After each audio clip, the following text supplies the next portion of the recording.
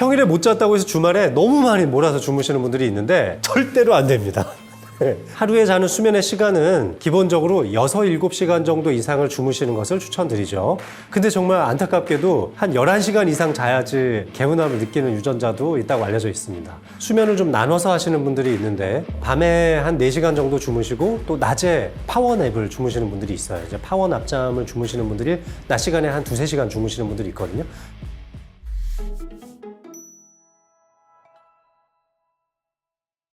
여름철에 더위 때문에 잠 못 이루셨던 분들도 많을 텐데요. 천고마비의 계절인 가을이 눈앞에 다가왔음에도 불구하고 아직도 잠을 제대로 못 주무시는 분들이 많을 겁니다. 좋은 날씨 속에서도 잠 못 이루시는 분들의 이 꿀잠에 대한 고민을 여러분들과 함께 나눠보겠습니다. 꿀잠을 자기 위한 실내의 적절한 온도가 중요한데요. 우리 신체는 가장 안정적인 온도, 가장 편안함을 느끼는 온도를 약 23도에서 25도 정도로 알려져 있는데 더운 여름철에는 26도에서 27도 정도의 온도를 유지할 것을 추천드리고 또 그 외의 계절이라면은 23도에서 25도 정도 본인에 맞는 온도를 설정하시는 것을 추천드립니다. 우리의 체온이 좀 낮아져 있을 때 우리가 더 꿀잠을 잘 수 있기 때문에 28도 이상의 온도가 유지가 되면은 체온이 굉장히 많이 오르게 되거든요. 그래서 아예 잠이 들기가 어렵거든요.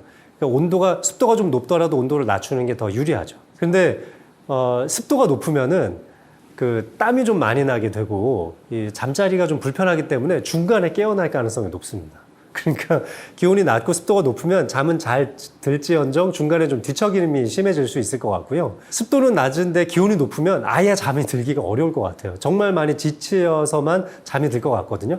그런데 이 기온이라는 건 굉장히 많이 적응이 또 됩니다. 그러니까 신부 체온이 올라가더라도 그 체온을 견뎌낼 수 있도록 체표면에 있는 혈관들이 많이 확장되어 주고 또 이런 체온의 변화에 상당히 많이 적응되어 있는 분들은 높은 온도에서도 잘 주무실 수 있죠. 제철소에서 일하시는 분들 있잖아요. 또 용접공이라든지 이렇게 뜨거운 열기를 항상 몸 앞에서 마주쳐야 되시는 분들, 기온보다는 습도가 더 중요하게 생각이 됩니다. 이런 분들은 좀 온도가 높더라도 한 29도, 30도까지 올라가더라도 잠에 드는데 크게 문제는 없으실 거예요. 또한 더위가 아주 많이 느껴질 때에는 잠자기 전에 샤워를 한번 하시는 것도 아주 도움이 될 텐데요. 잠자기 약 1시간 전에서 30분 전쯤에 미온수로 따뜻하게 목욕을 하신다면 신부 체온을 어느 정도 높일 수 있습니다. 그리고 몸도 좀 뽀송해지는 느낌을 받으실 수가 있죠. 여름철에 너무 더워서 냉수로 샤워를 하시는 것을 즐기시는 분이 있다면 이 초반에는 좀 시원한 물로 체온을 좀 가라앉히면서 그 열기를 좀 식혀주시고요. 샤워 후반부에는 미온수로 바꿔서 다시 신부 체온을 조금 끌어올린 다음에 그리고 바깥으로 나가시는 것을 추천드립니다. 그랬을 때 선선해져 있는 실내 쪽으로 들어갔을 때 훨씬 더 우리가 시원하다는 느낌을 받게 되잖아요. 미온수로 인해서 체표면에 있는 혈관이 확장되어 있기 때문에 더욱더 그런 시원한 느낌을 잘 받을 수 있습니다. 그런데 너무 냉수로만 샤워를 하게 되면 이 체표면에 있는 혈관들도 강하게 수축하기 때문에 오히려 땀 발산이 잘 이루어지지 않고 더욱더 심한 더위를 느낄 수도 있는 만큼 냉수로 샤워를 마친 다음에 잠자리에 들어가는 것은 삼가하시는 것이 좋겠습니다.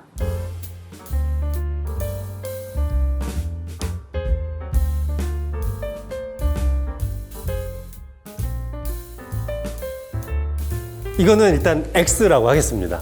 그런데 경우에 따라서는 뭐 세모라고 할 수도 있겠네요. 자, 그런데 일단 결론적으로는 X입니다. 평일에 못 잤다고 해서 주말에 너무 많이 몰아서 주무시는 분들이 있는데 이거는 오히려 월요일 날의 수면을 대단히 방해할 가능성이 높기 때문에 이런 수면을 삼가하시는 것이 좋습니다. 평일에 잠을 계속 못 자면 사실 이게 수면 부채라고 해서 계속 빚이 쌓이거든요. 주말에 어느 정도는 해결을 해주시는 것이 좋은데 그렇다고 해서 주말에 10시간, 11시간씩 주무셔서는 안 됩니다. 그냥 7시간 정도의 내가 평소 잠을 잘 수 있는 충분한 시간을 확보해서 뭐 많게는 한두 시간 정도 더 주무시는 방식까지만 허용을 해드릴 수 있겠습니다. 금요일 날 퇴근하고 나셔서 1시간 정도 일찍 주무시고 토요일 날 1시간 늦게 일어나시는 것을 추천드립니다. 그렇게 하면 2시간 정도는 더 주무실 수 있잖아요. 그리고 토요일 날과 일요일 날에는 뭐 한 1시간 정도 일찍 일어났다가 일요일 날 아침은 정상 출근을 하시는 날, 정상적인 활동을 시작하시는 날처럼 일어나는 겁니다. 그래야 또 월요일 날 정상적인 시간에 일어나실 수가 있거든요. 그러니까 잠 조금 더 주무시고 싶으시면 조금 더 일찍 주무시라 이런 말씀입니다.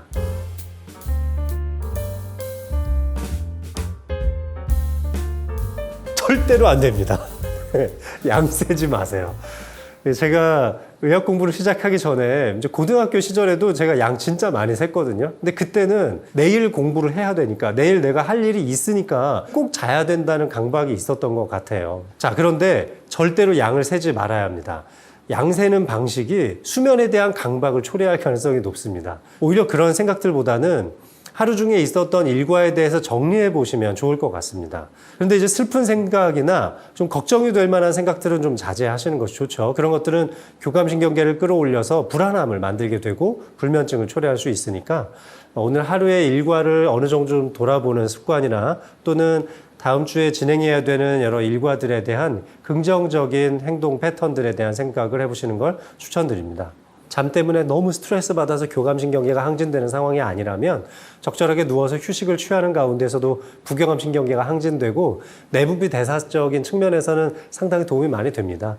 그러니까 잠을 잘 못 이루시더라도 편안하게 누운 상태에서 명상을 하면서 좀 휴식을 취하시는 방식이 신체적 건강을 유지하는 데 상당히 도움이 됩니다.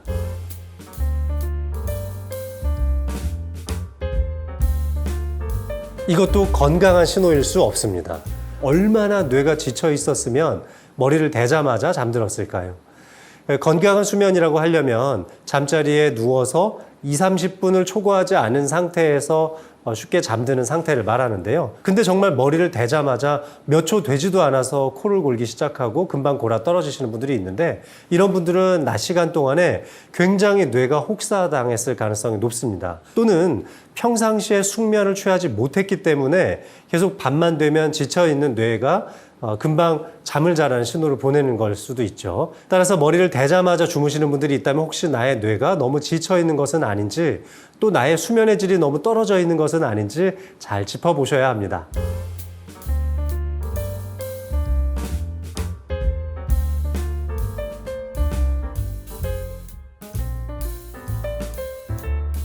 불면증 때문에 초래되는 질환이 상당히 많습니다. 인간이 겪을 수 있는 모든 질병이 다 해당된다고 해도 과언이 아닐 정도로 끼워 맞추기만 하면 다 불면증이 하나의 원인으로 제시되기도 합니다. 특히 치매는 불면증과 직접적인 관련이 상당히 많은데 잠을 제대로 못 자서 단순히 피곤해서 치매가 생기는 것이 아니라 깊은 수면에 비렘 수면 2-3단계 정도로 내려가 줄 때만 이런 노폐 단백질의 배출이 원만하다는 이론이 제시되고 있는데요. 따라서 깊은 수면에 들어가지 못하고 설잠을 주무시는 분들은 장년기나 노년기에 치매에 걸릴 가능성도 높아집니다.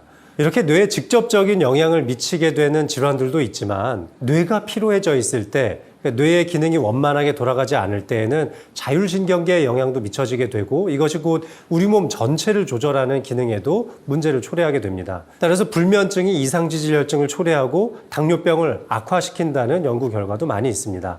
즉 내분비 대사장애도 많이 초래할 수 있다는 것이 또 하나의 이론이고요. 또한 불면증 때문에 뇌 신경전달 체계에 교란이 생겨서 우울증이나 다른 정신신경학적 문제를 초래하기도 합니다. 따라서 불안장애, 우울증, 공황장애 같은 정동장애 계열의 문제들이 모두 다 불면증으로부터 발생하기도 하고 또 불면증으로 악화되기도 할 수 있다는 점을 기억하시면 좋겠습니다. 우울증을 치료해주면 또 불면증이 낫기도 하고 또 불면증을 개선함으로써 우울증 증상이 좋아지기도 합니다. 또 불안장애를 겪고 계시는 분들도 불안장애 자체 때문에도 불면증이 초래되기도 하지만 또 불면증을 잘 해결하고 나면 불안장애도 해소되기도 하죠. 충분히 뇌가 휴식을 취해줬을 때 이런 감정을 조절해 줄 수 있는 정상적인 신경전달 물질들이 원만하게 나와줌으로써 이런 불면증으로부터 기인하는 우울증이나 불안장애를 해소할 수 있을 것입니다. 뿐만 아니라 잠을 제대로 못 자면 비만으로 이어질 수 있다는 연구 결과들도 많이 있는데요. 잠을 제대로 못 자니까 밤에 활동을 좀 더 많이 하게 되고 야식을 더 많이 하게 됨으로써 많은 칼로리를 섭취해서 결국은 비만으로 이어질 수 있다는 쪽의 설명이 더 맞을 것 같습니다. 따라서 불면증 때문에 비만으로 이어지는 경우에는 야간에 너무 많이 먹는 것이 문제라고 할 수 있겠습니다. 이 반대로 비만 때문에 불면증이 초래되기도 합니다. 비만 그 자체가 우리 몸의 대사장애를 초래하기도 하지만 비만 세포로부터 유출되는 많은 염증성 물질들이 뇌를 쉽게 지치게 만들고 그리고 또 뇌에서 정상적으로 분비되어야 되는 수면 호르몬 계통에 방해가 된다고도 알려져 있습니다. 하루에 자는 수면의 시간은 딱 정해져 있는 건 아닙니다. 개개인별로 수면 시간은 서로 다르게 마련인데요.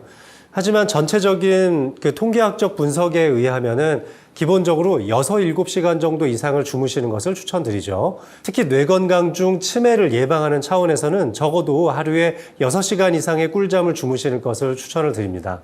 이 20, 30대 젊은 분들이라면 7시간 이상 주무실 것을 추천드리기도 하고요. 따라서 연령대별로 또 각자 처해 있는 상황과 또 개인의 유전자의 특성별로 맞춤형 수면 시간이 제시가 돼야 될 텐데요. 사실 이런 것들을 굉장히 면밀하게 검토하기는 어렵습니다. 수면 시간 결정하고자 뭐 몇십만 원씩 하는 유전자 검사를 할 수는 없으니까요. 따라서 수면 전문가와 면밀한 상담을 통해서 어릴 때부터 나에게 형성되어 왔던 적절한 수면 시간은 어땠는지, 또 지금 처해 있는 나의 상황과 또 나의 직업적 특성과 이런 것들을 고려해서 하루에 몇 시간 정도 자는 것이 최소한 유지돼야 되는지를 결정하시는 것이 좋습니다. 야간 근무하시는 분들은 새벽에 주무시기도 하죠. 또 밤낮이 바뀌어 있는 직업군에서는 아침에 일찍 잠들었다가 오후에 늦게 일어나셔서 생활을 하기도 하는데요. 잠을 자고 있는 동안에는 여러 가지 외부적인 어떤 자극적 요소를 좀 배제하는 것이 좋습니다. 그러니까 암막 커튼을 좀 쳐놓고 빛을 차단한 채로 또 여러 가지 소음들도 낮 시간에는 많이 생길 수 있으니까 그럴 때는 적절한 귀마개를 한다거나 차음이 되어 있는 그런 공간 안에서 숙면을 취할 것을 추천드립니다. 수면을 좀 나눠서 하시는 분들이 있는데 밤에 한 4시간 정도 주무시고 또 낮에 파워냅을 주무시는 분들이 있어요. 이제 파워납잠을 주무시는 분들이 낮 시간에 한 2-3시간 주무시는 분들이 있거든요. 밤에 한 4시간 잤고 낮에도 한 2-3시간 잤으니까 6-7시간은 잔 거잖아요.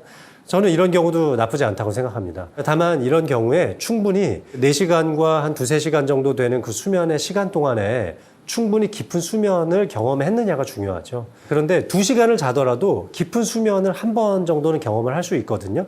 우리가 이제 뇌에 노폐물을 배출하는 측면에서는 깊은 수면의 단계를 최소 3번 정도 경험하는 것을 권고하고 있거든요. 그러니까 저녁 때에 한 4시간 정도 자면은 2번 정도는 깊은 수면을 경험할 수 있는 거고, 또 낮 시간에 한 번 정도 한 3시간 정도 주무셨다면 또 한 번 정도 깊은 수면을 경험한 거잖아요.